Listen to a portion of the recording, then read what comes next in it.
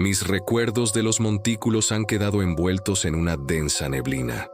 Menos mal que anoté todo lo que pude mientras aún estaba fresco. Ahora, mi visita se siente más como una pesadilla surrealista que como algo vivido personalmente. Si no está familiarizado con los servicios de Orion Pest Control, puede ser útil comenzar aquí. Al principio, fueron pequeños detalles los que desaparecieron, como la forma de los pétalos de las flores que me protegían de quienes viajaban por el camino. Después, con el tiempo, cosas más importantes comenzaron a desvanecerse. Por ejemplo, casi había olvidado por completo la procesión fúnebre que presencié, así como los cadáveres colgados del árbol. Pero, ¿cómo podría olvidarme de ninguno de esos eventos? Esas son las cosas que deberían quedar grabadas en tu memoria. Dicho esto, hay algunos aspectos de mi desventura que aún están vívidos. Mi encuentro con el hijo blanco de la niebla es uno de ellos. Puede parecer paranoico al decir esto, pero no creo que Gwyn me permita olvidar ni un solo detalle de mi interacción con él. Otra cosa que no puedo sacarme de la cabeza es esa serpiente que ha empezado a arrastrarse por mis sueños, triturándonos a mí y a mis seres queridos entre sus escamas como un procesador de carne, hasta que todos estamos revueltos, incapaces de discernir qué pedazo pertenece a quién. Soy solo un ser humano, así que, en ese sentido, quizás sería mejor dejar que los recuerdos se desvanezcan lo más posible. Después de todo, no es raro que quienes tienen la suerte de sobrevivir a los montículos pierdan la cordura por completo. Por mi propio bienestar, no voy a luchar por mantener presente en mi mente lo que viví allí abajo.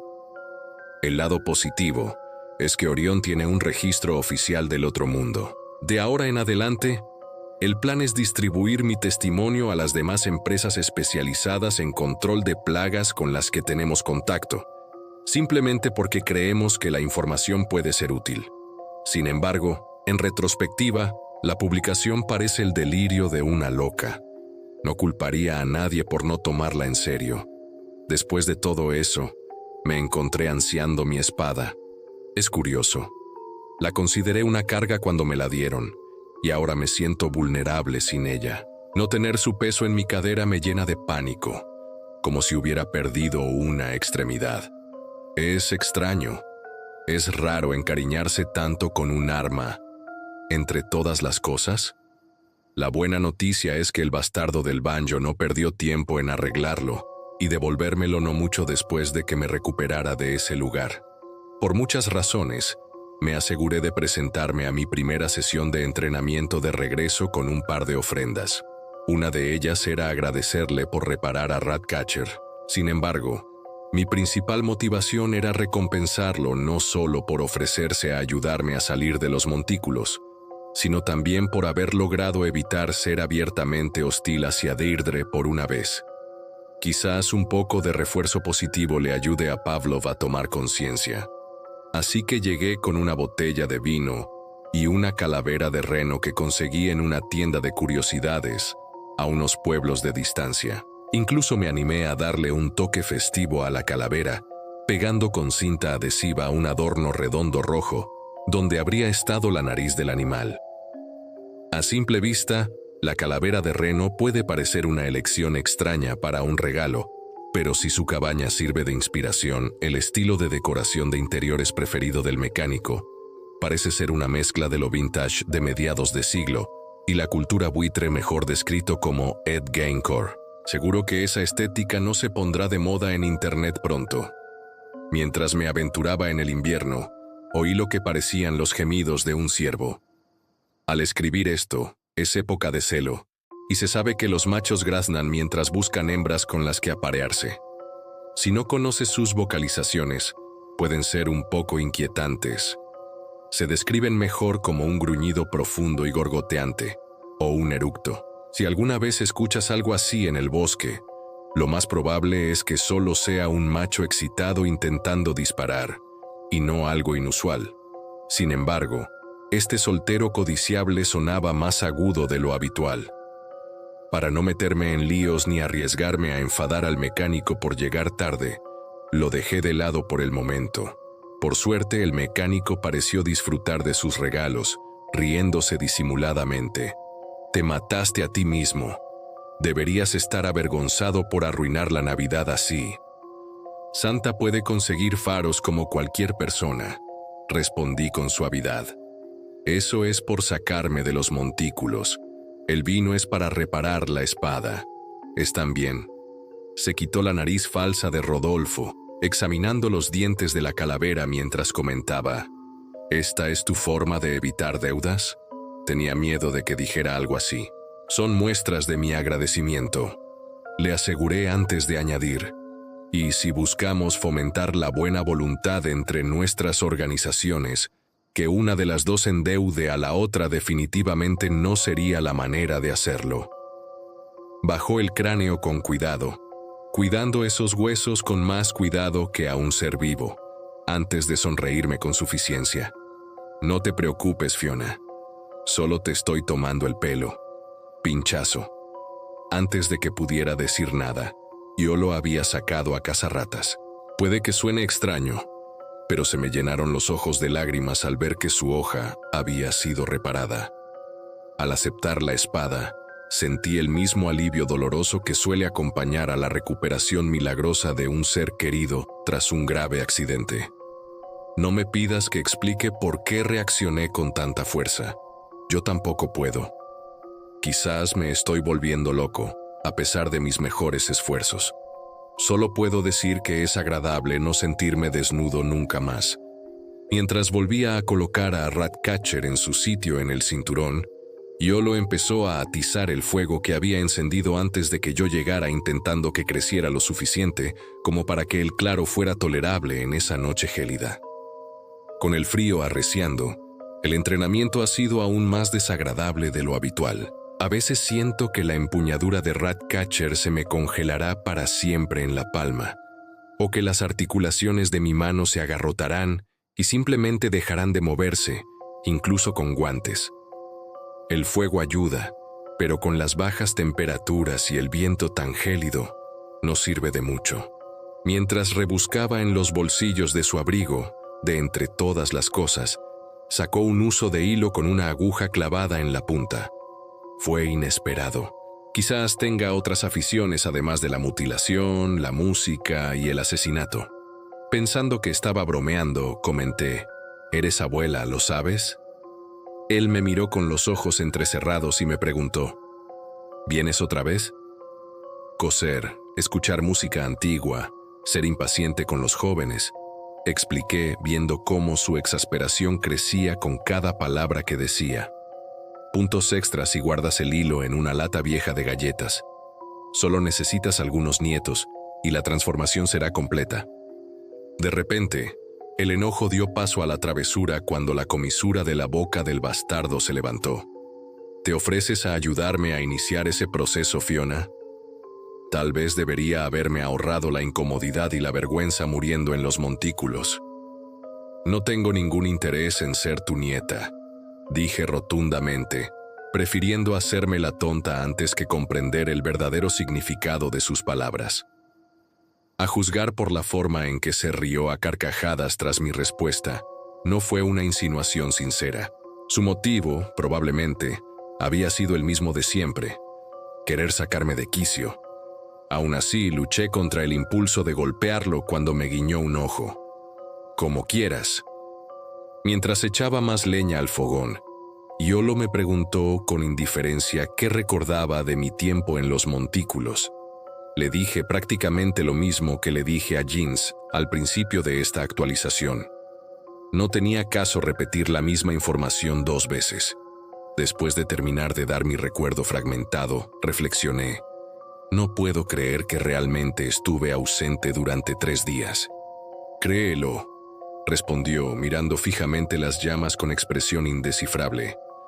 Habría tardado más si tu amigo no me hubiera atrapado. Algo que olvidé mencionar en mi última actualización fue que Deirdre había buscado a Iolo cuando Vic no pudo sacarle nada al reemplazo. En mi defensa, todavía intentaba procesar todo lo que había visto y estaba concentrado principalmente en escribir todo lo que pudiera antes de perderlo todo. Simplemente se me había olvidado. De todas formas, aunque no era información nueva para mí, fue desconcertante escucharlo decirlo. «¿Quiero saber qué le hiciste al impostor?», pregunté con cautela. La sonrisa de Iolo me dijo que probablemente cometí un error al preguntar sobre ello. Él simplemente dijo: «Escucha». El miedo se apoderó de mis entrañas y me subió hasta la garganta cuando me di cuenta de que los gruñidos que había mencionado antes y que había estado escuchando constantemente desde que entré al bosque no provenían de un ciervo después de todo. El reemplazo todavía estaba vivo. «Lo dejaré morir cuando pasen 3 días», me informó Iolo, con una voz aún más fría que la sensación térmica de 8 grados en la que nos encontrábamos. «Es justo, ya que ese fue el tiempo que estuviste ahí abajo». Como referencia, cuando tuve esta conversación con el mecánico, solo habían pasado 2 días desde mi rescate. No sé qué le hizo al reemplazo para que pareciera así, y no fui lo suficientemente masoquista como para buscarlo, ni para interrogarlo más. Cabía la posibilidad de que aún llevara mi cara. Después de lo que había pasado, no creía que mi TPT pudiera soportar ver una copia de mí mismo mutilado de esa manera, a pesar de saber que me había dejado cruelmente en los montículos por muerto. Como si nada, cambió de tema con naturalidad y me dijo: «Sigo sin gustarme esa mujer tan lastimera. Es demasiado condescendiente para mi gusto, y esa actitud de desamparada me saca de quicio. Pero después de esto, admito que la encuentro un poco menos insoportable que antes». Lo miré con incredulidad, preguntándome si lo había entendido mal. Era una declaración sorprendente viniendo de él. Casi rozaba un cumplido. Un cumplido ambiguo, sí, pero aún así, era casi favorable. «Cuidado, mecánico. Si sigues hablando, podrías cometer el error de decir algo que podría malinterpretarse como una amabilidad». Bromeé mientras hacía todo lo posible por ignorar los constantes sonidos de angustia de la no-nesa. Resopló, negando con la cabeza, y me dijo: «Bueno, mejor empecemos. Para empezar, hace más frío que en el 9º círculo del infierno, y además me estás poniendo de los nervios». «¿No hay Briar ni Houndmaster?», pregunté. Iolo me sonrió. «No, mi madre dijo que ya podía volar. ¿No los extrañas?». «No, el chico espinoso. Quizás fui demasiado honesto. Lo decidiré cuando vea lo bien que te mueves». Ante eso, la sonrisa se volvió maliciosa. «Bueno, quizá esto te ayude a decidirte. Nada de trébol. Esta noche tendrás que lidiar con la ilusión». «¿Es por el cambiante?», pregunté con aprensión. «No, simplemente no encontré ninguno», respondió Iolo con ligereza, aunque su expresión se volvió seria. «Pero ya que lo mencionaste, quiero que me digas exactamente cómo ese pequeño bicho te engañó. Supongo que te atraparon esas esporas». Asentí mientras confirmaba que había un olor a hongos en el aire que me mareaba. De repente, un pensamiento alarmante me vino a la mente. «Espera, no vas a drogarme, ¿verdad?». «Esta vez no», fue su preocupante respuesta. «Pero quiero vacunarte contra ellos. Con el tiempo, puedes desarrollar resistencia. Eso vendrá después. Por ahora, quiero ver qué puedes hacer contra algo que ni siquiera estás viendo». Puede parecer difícil de creer, pero luchar contra Iolo cuando finge ser humano es mucho más difícil que enfrentarse a la libélula. Es más difícil medir su alcance, y además, es un objetivo más pequeño. No poder alcanzar sus alas también le quitó sus puntos débiles más accesibles. Para colmo, el mecánico se movía mucho mejor que en mucho tiempo. Lo mejor que había visto desde la noche en que la bruja de las galletas le arrancó las alas. Todavía no era tan rápido ni ágil como antes de la lesión, pero en general, parece que se está acostumbrando a sus prótesis. Y por supuesto, se portaba como un completo imbécil. Apareció detrás de mí para tocarme el hombro, solo para desaparecer de nuevo. No mordí el anzuelo. En cambio, esperé, manteniendo a Ratcatcher frente a mi pecho, con la punta hacia el cielo, sabiendo que con el tiempo se aburriría de molestarme. En el rabillo del ojo derecho, noté un movimiento. Sin embargo, sabía que no era así. Así que di un golpe hacia el izquierdo. El mecánico lo bloqueó con la espada de madera, riendo disimuladamente. «Ya no caeré en eso. Te estás volviendo predecible», espeté antes de alejarme de él haciendo una pirueta, evitando su represalia. Desafortunadamente, lo tomó como un desafío. Tenía una mirada oscura, fija en mí, haciéndome desviar golpe tras golpe. No debería haber dicho nada. No podía dejar que siguiera presionándome. Si me acorralaba, me causaría un verdadero problema. A donde quiera que iba, me cortaba el paso, sin ceder ni darme la oportunidad de llegar a un lugar más afortunado. Si no se presentaba una oportunidad, iba a tener que aprovecharla. Lo detuve, tal como me había enseñado el maestro de Canes. Después, le di una patada en el pecho.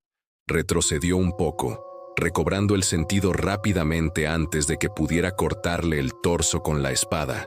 Su risa casi sonó genuina. «Estás mejorando. Empiezas a parecer que sabes lo que haces».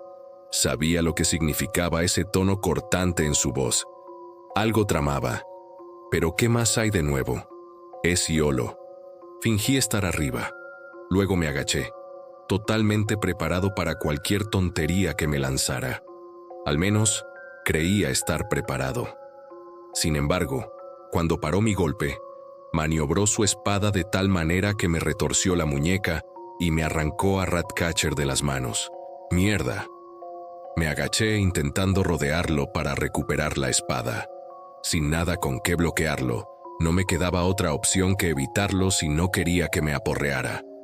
Empezó a arrearme, impidiéndome acercarme a Ratcatcher. Con lo rápido que es, no me dio ninguna oportunidad de salir del camino que me obligaba a tomar. Mi espalda chocó contra un árbol. La hoja sin filo de la espada de madera me rozó la garganta mientras el bastardo me sonreía con sorna. ¿Qué te parece eso de predecible? Mientras se regodeaba, le di una patada en el empeine. En un segundo, estuvo sobre mí, a centímetros de distancia, con el filo de la hoja presionando contra mí un poco más fuerte que antes. Esperaba que se enfadara, pero en cambio, pareció encontrarle todo esto gracioso. ¿Te rindes?, preguntó Iolo, sonriendo como el imbécil que es. Esta vez, intenté darle un rodillazo. Se estremeció, pero no me dejó salir de entre él y el árbol, sacudiendo la cabeza lentamente mientras reía disimuladamente. Durante toda la sesión de entrenamiento, los gruñidos del reemplazo se quedaron en el fondo de nuestro entrenamiento, pero mientras estaba inmovilizado, los oía como si estuvieran a mi lado. «Qué testarudo», comentó Iolo. «Eres un pesado». Prometiendo en silencio que lo cortaría con la espada de hierro como venganza, lo miré con enojo. «Me rindo». Iolo retrocedió un paso, dejándome recoger mi espada del suelo. Dicho esto, nos pusimos en marcha de nuevo. Y sí, lo rocé. Solo en la mano, pero hasta las pequeñas victorias cuentan. En cuanto a la charla sobre la vacunación, no me entusiasma nada de lo que implique. Después de presenciar cómo sembraban esas semillas en la espalda de Iolo, ya sabía que los vecinos tenían sus propios tratamientos médicos, así que la idea de vacunas de otro mundo no me parecía descabellada. Pero si eso evita que ocurran más incidentes como ese, estoy dispuesto a aceptarlo. Incluso podría ser algo que mis compañeros de trabajo deberían considerar, ya que dudo que sea el único empleado expuesto a esas esporas. Cambiando de tema, tengo algunas novedades importantes sobre Deirdre. Ha estado experimentando algunos cambios desde que rompió su maldición. Descubrimos uno durante uno de los raros y codiciados días de calma de Orión. Aunque no lo creas, a veces nos ocurren. Como no teníamos mucho mejor que hacer, el jefe le pidió ayuda a Deirdre para curarle la herida del cuello. Antes de empezar, tuvo que quitarle los torpes puntos que él mismo le había puesto. A pesar de intentar ser lo más cuidadoso posible, vi a Víctor agarrando los brazos de la silla de su escritorio con los nudillos blancos. Por un lado, los días tranquilos son agradables. nos dan la oportunidad de recuperar el aliento, especialmente con la carga de trabajo que hemos tenido durante el último año. Por otro lado, Reina y yo solemos aburrirnos muy rápido, y cuando eso sucede, la única manera de solucionarlo es molestar a nuestros compañeros. Considerando que el jefe estaba ocupado, Wes era nuestro objetivo esta vez. Estaba actualizando nuestros registros informáticos, con la cabeza gacha y diligentemente, mientras revisaba los informes con dificultad y una mano levantando la barbilla. Reina me sonrió con sorna, como diciendo, «Mira esto». Luego se dirigió a su escritorio y se quedó mirando a nuestro colega con una mirada perdida. Al principio, Wes no la reconoció. Ella simplemente lo miró fijamente, completamente inmóvil. Finalmente, sin levantar la vista, preguntó con un tono que destilaba condescendencia, «¿Puedo ayudarle?». Sin decir palabra, Reina se inclinó y tiró el vaso que usaba para guardar los bolígrafos en su escritorio, haciendo que todos los utensilios de escritura cayeran sobre el teclado, y luego se alejó. Me mordí el labio para no reírme mientras los ojos de Wes se deslizaban hacia arriba para fulminarla con la mirada. Completamente inexpresivo, preguntó, «¿En serio?». Sin mirar atrás al vampiro, Reina regresó a toda prisa a su puesto. Sin embargo, la conocía lo suficiente como para darme cuenta de que le estaba costando toda su fuerza de voluntad contenerse. Wes la observaba con fiereza, con los ojos brillantes y brillantes, esperando a que se derrumbara. Al final, tuvo que bajar la silla para que él no la viera balbucear como un globo con una fuga. Deirdre, distraída por un momento con nuestras travesuras, miró a su alrededor para ver qué era todo el alboroto. Al hacerlo, la aguja se resbaló y terminó pinchándose. Para desconcierto de todos, se estremeció. Mientras miraba con asombro su dedo sangrante, Víctor preguntó, «¿Sentiste eso?». Todavía mirando con los ojos abiertos la gota de sangre en la punta de su dedo, tartamudeó, «No, no dolió, pero sí». Me acerqué rápidamente con una de mis curitas de repuesto en la mano y pregunté con igual curiosidad y preocupación, «Si no te dolió, ¿cómo te sentiste?». Mientras le vendaba con cuidado la pequeña herida, me explicó con los ojos abiertos y asombrada, «Sentí presión. O quizás un tirón sería la mejor manera de describirlo. Sentí la aguja tirando de mi piel». «¿Puedes sentir la curita?», pregunté haciendo una mueca ante su descripción, antes de acunar delicadamente su mano con la mía. «¿O eso?». «Espero que puedas». Frunció el ceño mientras negaba con la cabeza. «Me temo que no. Solo fue la aguja». «Algo es algo», dijo Víctor mientras la aguja en cuestión colgaba del hilo que le atravesaba parcialmente el cuello, balanceándose como un péndulo. «Podrías recuperar más sensibilidad con el tiempo. Tiene sentido que empieces con algo pequeño». Experimentalmente, Deirdre se pellizcó el antebrazo. Me encogí al ver que su piel se tensaba, hasta quedar completamente blanca por el esfuerzo. Finalmente, dejó escapar un leve murmullo de decepción, y luego soltó el brazo. Ya se le estaba formando un moretón oscuro. «Deben ser extremos», comentó. «Al menos al principio. La presión no era tangible hasta que usé todas mis fuerzas». Eso me hizo fruncir el ceño. «Parece cruel que lo primero que pueda atravesar sea algo que te haga daño». Ella se encogió de hombros. Su respuesta indiferente hizo que mi corazón se rompiera un poco. Incluso el dolor es preferible a nada. Dicho esto, volvió a terminar su edredón de carne de Draugr. Por cierto, esa frase era completamente nueva. Me alegra que todos pudiéramos experimentarlo juntos. Otro cambio notable en su condición ocurrió mientras estaba en una llamada con Reina. Al regresar, me informaron que Deirdre había caído sal accidentalmente sobre ella mientras trabajaban en la seguridad de una casa cerca del cruce, afectada por disturbios relacionados con los revoltosos de nieve. Al parecer, la sal solo le provocó urticaria, a diferencia de las lesiones típicas que sufren los vecinos. Por ahora, No estamos seguros de si el resultado final de esta transición será que se convertirá en humana o si se transformará en algo completamente distinto.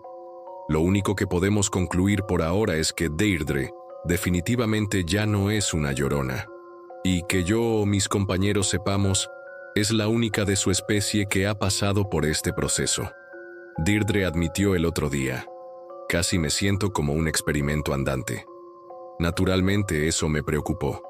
¿Qué te hace decir eso?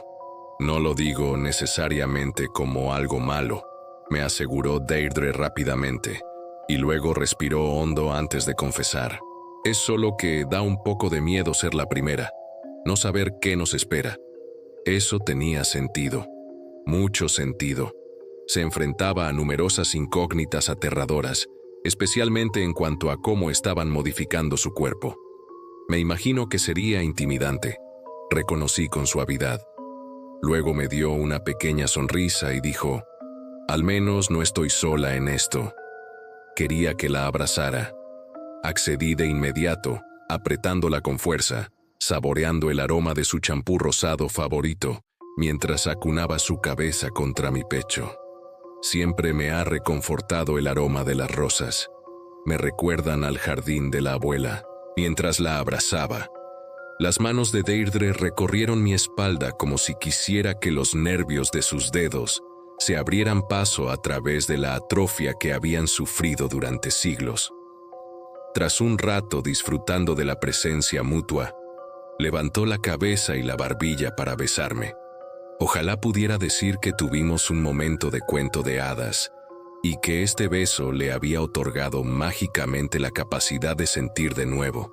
Pero por desgracia, esto es la vida real. Cuando nos separamos, me susurró: quiero sentirte con todas mis fuerzas más que nada. Eso ya es dos.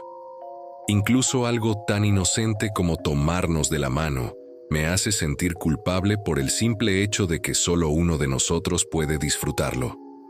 Me parece injusto que yo pueda sentir su calor, pero ella no pueda sentir el mío. En una nota más angustiosa a corto plazo, uno de mis peores temores con respecto al trabajo se ha confirmado. Hay hunger grass en algún lugar de la ciudad. Nos enteramos cuando una clienta nos llamó presa del pánico. Era difícil oírla por el ruido de los golpes en la puerta. Ella gritó: «¡Me mordió! ¡Dios mío, me mordió! ¿Voy a ser como él? ¡Ay Dios, qué la mordió!». Pero identificar a su atacante tenía que esperar. Lo primero era asegurarse de que lo que la perseguía no pudiera alcanzarla. «Señora, lo primero que debe hacer es colocar sal en línea recta e ininterrumpida a lo largo del umbral de su puerta.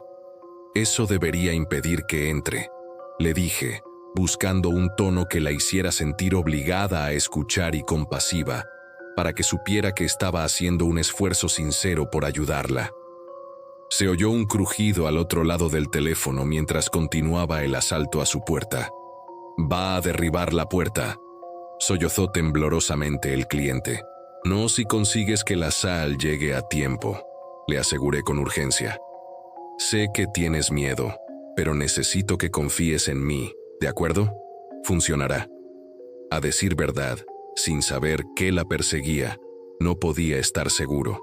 Sin embargo, lo último que necesitaba la clienta en su situación era incertidumbre. Necesitaba tener fe en que la sal sería suficiente para salvarla. La clienta gritó, pero como aún podía oír su respiración agitada y agitada desde el otro lado de la línea, pude estar segura de que seguía viva.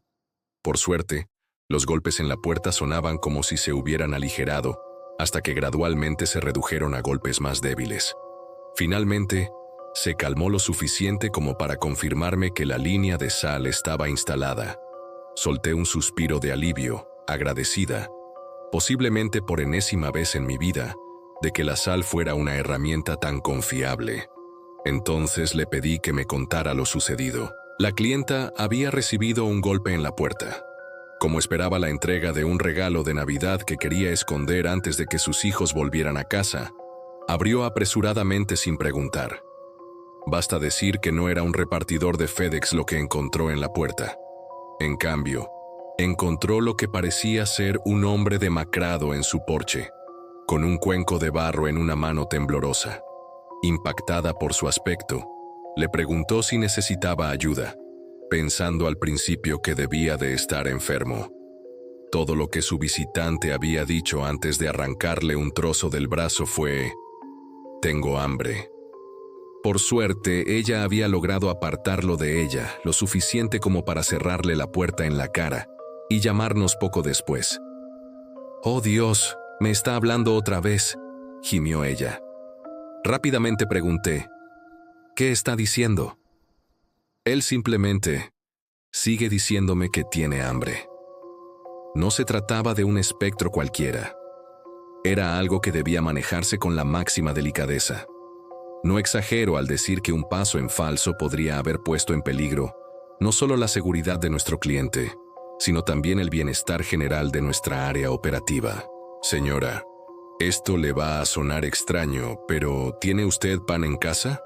Me confirmó que sí, y le expliqué lo que tenía que hacer, y entonces empezó a darle vueltas. «¿Importa si es multigrano, italiano o crees que preferiría naan? Tengo tortillas». No importa», le dije. «Mientras sea pan estará satisfecho». Sin embargo, esta vez, la clienta dudó. Cuando le pregunté pacientemente qué le pasaba, me confesó con miedo, pero con sinceridad, que no podía hacerlo. Por ello, se disculpó una y otra vez. Haciendo señas a Deirdre para que se acercara, le aseguré que no había problema, y que, si estaba dispuesta a esperar, podía ir a ofrecerle pan a su invitada. Mientras yo me disponía a hacerlo, Deirdre se quedó en la línea con ella, con la intención de mantenerla tranquila mientras yo me apresuraba a llegar a la dirección del cliente. Durante el viaje, esperaba que al hambriento no le importara que el pan que le ofrecía tuviera mantequilla de cacahuete y mermelada. Según nuestros registros, no debería, pero los vecinos pueden ser quisquillosos. Lo último que necesitaba era que se pusiera aún más agresivo. Si no le gustaba, podría convencer a la clienta de que me pasara pan por la ventana, si hacía falta. Cuando entré en la entrada de la casa del cliente, comprendí por qué al principio ella había sentido lástima por él. El hombre hambriento estaba demacrado. Su piel verde grisácea se tensaba sobre su frágil y angulosa figura. Tenía las mejillas hundidas y sus ojos oscuros parecían haberse tragado las crestas de su cráneo. Los andrajos que en su día le habían servido de ropa colgaban de sus hombros puntiagudos, dejando al descubierto las prominentes curvas de sus costillas. Como había descrito el cliente, aferraba un cuenco de barro manchado con dedos delgados. Con el temblor de esa mano, se le cayó de las manos, cayendo al porche sin romperse, con un ruido como el de un disparo. Los ojos brillantes del hambriento se clavaron en mí, voraces como un perro salvaje. La sangre del cliente le manchaba la boca. Manteniendo la voz serena, anuncié: «En nombre de este dueño de casa he traído comida para usted». El hambriento se agachó para recoger su cuenco, arrastrando las piernas hacia mí. Su paso era irregular, pues todo su cuerpo temblaba de debilidad. Lo alcancé a mitad de camino, ofreciéndole el sándwich con cautela, manteniendo la otra mano en la empuñadura de cazarratas por si el hambriento prefería tomarse demasiado al pie de la letra la frase de morder la mano que te da de comer. Esos ojos me observaban con interés mientras colocaba delicadamente el sándwich en su tazón. Con la boca hecha agua, lo agarró justo cuando el pan tocó la superficie de arcilla sin esmaltar. Apenas tuve tiempo de retirar la mano antes de que lo tragara. Retrocedí a toda velocidad, agarrando la espada con más fuerza, temiendo ser el postre, lamiéndose la sangre y la gelatina que quedaban en sus labios agrietados. El hambriento me ofreció una sonrisa, mostrando sus dientes blancos y perfectos, el sueño de un dentista. «La dueña de casa es muy amable», dijo el hambriento. «En los problemas que se avecinan, ella y todos los que viven bajo su techo estarán protegidos». Naturalmente, esa afirmación me inquietó. ¿Problemas? En lugar de responder, se dio la vuelta para irse, sujetando el cuenco de barro con la misma fragilidad que antes. Por mucho que deseara respuestas, no podía concentrarme en sus siniestras palabras en ese momento. Tenía que ir a ver cómo estaba el cliente. Todavía estaba hablando por teléfono con Deirdre cuando abrió la puerta con aprensión.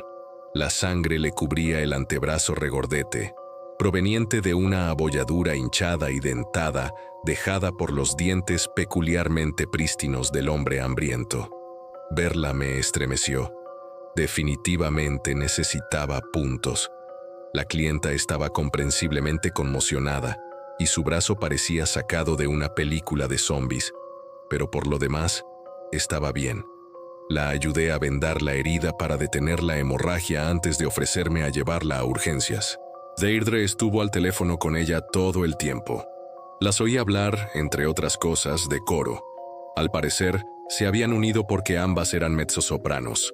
No tengo ni idea de qué significa eso. La clienta intentaba animar a Deirdre a unirse. Reflexionando, ahí parece residir el punto fuerte de Deirdre en Orion. La relación con los clientes. Puede que no parezca mucho, pero cuando se trata de hacer que un cliente se sienta seguro, o de mantenerlo lo suficientemente sereno como para que escuche nuestros consejos, es algo útil. Al fin y al cabo, gran parte de este trabajo es la atención al cliente. Para prevenir futuros incidentes, se le ha recomendado a la clienta que deje una ofrenda de pan en su porche todas las noches. Incluso algo pequeño será apreciado por el hombre hambriento, o, al parecer, cubierto de mantequilla de cacahuete, como víctima de la hierba del hambre. Por mucho que coma el hombre hambriento, su estómago permanecerá vacío para siempre. ¿Alguna vez has estado tan hambriento que te empiezan a dar calambres en el estómago? Temblores que te impiden moverte. Te sientes mareado y exhausto. Solo quieres comer. Ahora imagina sentirte así una eternidad. Esa es la maldición de la hierba del hambre. Dicho esto, estos vecinos son mucho más poderosos de lo que parecen. Han causado la ruina de reyes por sí solos y, a cambio, han otorgado una prosperidad inimaginable a los pobres. Quienes sean lo suficientemente generosos como para ofrecerle al hambriento una comida, incluso pequeña, serán bendecidos con buena suerte para el resto de sus vidas. Por otro lado, burlarse o intentar dañar al vecino hambriento hace que uno participe de su terrible hambruna, hasta que finalmente se marchite por desnutrición. Aunque esto haya sido aterrador para la clienta, ella y su familia se verán recompensados si siguen ofreciendo sus servicios. Por lo que he oído en el pueblo, ya han empezado a cosechar los beneficios. Por ejemplo, hubo mucho revuelo entre los vecinos por cómo el esposo de la clienta había obtenido inesperadamente un acuerdo increíble tras ganar una batalla legal de décadas tras sufrir una lesión incapacitante en una refinería de petróleo. Además, su hija aparentemente recibió una beca completa para la Universidad de Pensilvania.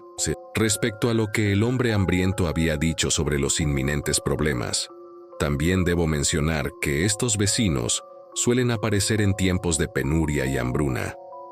Su sola presencia es un mal presagio, no solo por su asociación con la hierba hambrienta, sino por lo que podría acontecer en el área de operaciones de Orión. En general, algunos de los condados en los que trabajamos suelen albergar zonas en crisis, ciudades industriales en decadencia, abandonadas a su suerte tras el traslado de los empleos de sus habitantes al extranjero. Granjas locales que se esfuerzan al máximo para mantenerse al día con las enormes granjas industriales de todo el país. Hay algunos desarrollos suburbanos de clase media y media alta aquí y allá, pero en general, mucha gente se ha visto afectada por tiempos difíciles. La inseguridad alimentaria es una lamentable realidad en muchos de estos lugares. En resumen, no puedo decir que me sorprende que un hombre hambriento haya acabado aquí. Se dice que uno puede protegerse de la influencia de la hierba del hambre llevando una corteza de pan en el bolsillo. Sin embargo, no es un método de prevención infalible. Dependiendo de la gravedad de la maldición en la zona, El pan podría no ser suficiente para salvar a quien haya estado en contacto con ella. Eso. E imagina tener pan seco y desmenuzable en el bolsillo todo el tiempo.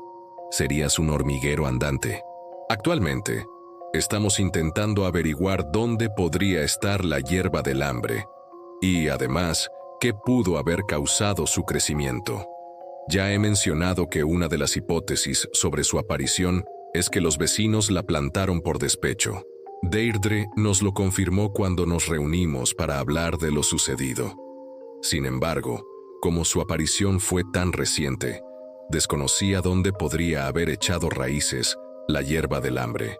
Por suerte, conozco a 3 vecinos expertos en el arte de torturar mortales.